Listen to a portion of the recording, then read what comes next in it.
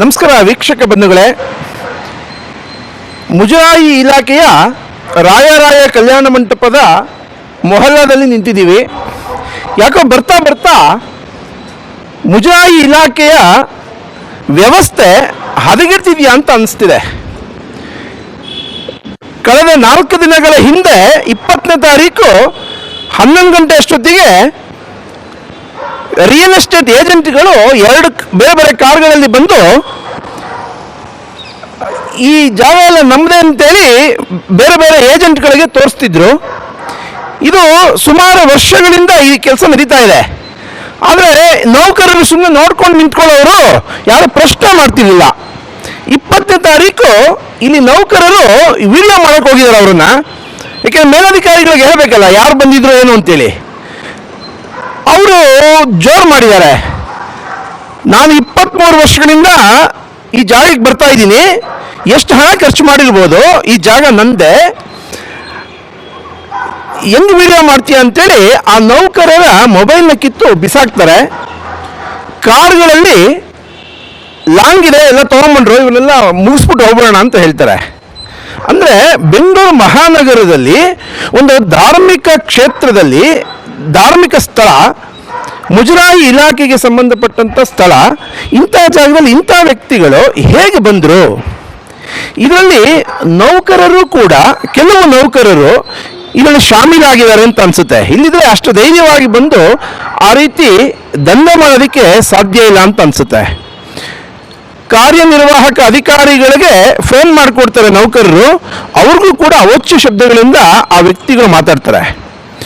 ಒಬ್ಬ ಕಾರ್ಯನಿರ್ವಾಹಕ ಅಧಿಕಾರಿ ಅಂದರೆ ಒಂದು ವ್ಯವಸ್ಥೆಗೆ ಒಬ್ಬ ಸುಪ್ರೀಂ, ಅವ್ರು ಏನೇ ಆಗಿರ್ಬೋದು. ಆದರೆ ಕೆಟ್ಟ ಕೆಟ್ಟ ಶಬ್ದಗಳಿಂದ, ತುಂಬ ಅವಾಚ್ಯ ಶಬ್ದಗಳನ್ನು ಉಪಯೋಗಿಸ್ತಾರೆ. ಶಂಕರಪುರಂ ಪೊಲೀಸ್ ಠಾಣೆಗೆ ಕಂಪ್ಲೇಂಟ್ ಕೊಟ್ಟಿರ್ತಾರೆ. ಅವರು ಕೂಡ CC ಕ್ಯಾಮ್ರಾ ಇದನ್ನು ತಗೊಂಡೋಗಿ ಅವರು ಸರ್ಕಾರಿ ಇನ್ಸ್ಪೆಕ್ಟರ್ ಹತ್ರ ನಾನು ಮಾತಾಡಿದೆ, ಯಾವ ವ್ಯಕ್ತಿಗಳು ಅಂತೇಳಿ ಕಂಡಿಡಿಯುವಂಥ ಪ್ರಯತ್ನ ಮಾಡಿದ್ದೀವಿ, ಕರ್ಸ್ಕೊಳ್ತೀವಿ ಅಂತ ಹೇಳಿದರು.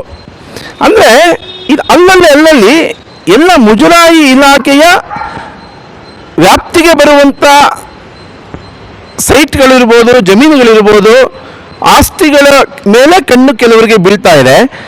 ಇದು ಅರ್ಥ ಆಗ್ತಿಲ್ಲ. ಮುಜರಾಯಿ ಇಲಾಖೆಯ ದೌರ್ಬಲ್ಯವನ್ನು ತುಂಬ ಚೆನ್ನಾಗಿ ತಿಳ್ಕೊಳ್ತಾ ಇದ್ದಾರೆ ಕೆಲವು ವಾಮಮಾರ್ಗಿಗಳು.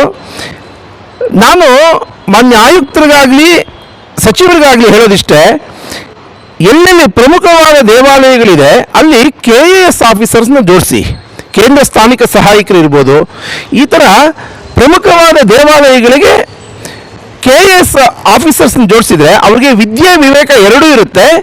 ಯಾವ ಸಂದರ್ಭದಲ್ಲಿ ಏನು ಮಾಡಬೇಕು ಮತ್ತು ಎಲ್ಲಿ ಏನು ವ್ಯತ್ಯಾಸ ಆಗ್ತಿದೆ ಅಂತ ಗಮನಿಸ್ತಾರೆ. ಈಗ ಏನಾಗಿದೆ, ತುಂಬ ಅವ್ಯವಸ್ಥೆಗಳಾಗ್ತಿದೆ. ಉದಾಹರಣೆಗೆ ಕೇಂದ್ರ ಸ್ಥಾನಿಕ ಸಹಾಯಕರಿಗೂ ವಿದ್ಯೆ ಇರಲ್ಲ, ಇನ್ನು ಕಾರ್ಯನಿರ್ವಾಹಕ ಅಧಿಕಾರಿಗಳಂತೂ ನೋಡ್ತಾನೆ ಬರ್ತಿದ್ದೀವಿ ಎಷ್ಟು ವಿದ್ಯೆ ವಿವೇಕ ಇದೆ ಮತ್ತು ಆಸ್ತಿನ ಉಳಿಸ್ಕೊಳ್ಳೋದ್ರ ಬಗ್ಗೆ ಎಷ್ಟು ಗಮನ ಕೊಡ್ತಾರೆ ಅಂತೇಳಿ. ಒಟ್ಟಾರೆ ಈ ರೀತಿ ಆಗಬಾರ್ದು. ಇದು ಬನಶಂಕರಿ ದೇವಾಲಯದಲ್ಲೂ ನಿನ್ನೆ ನಾವು ಮಾಧ್ಯಮದಲ್ಲಿ ನೋಡಿದ ಹಾಗೆ 2.5 ಎಕರೆ ಜಾಗವನ್ನು ಬನಶಂಕರಿ ದೇವಾಲಯ ಅಂತ ಇದ್ದರೆ ಅದು ಬನಶಂಕರಮ್ಮ ನಮ್ಮ ಅಜ್ಜಿ ಅಂತೇಳಿ ಯಾರೋ ಒಬ್ಬ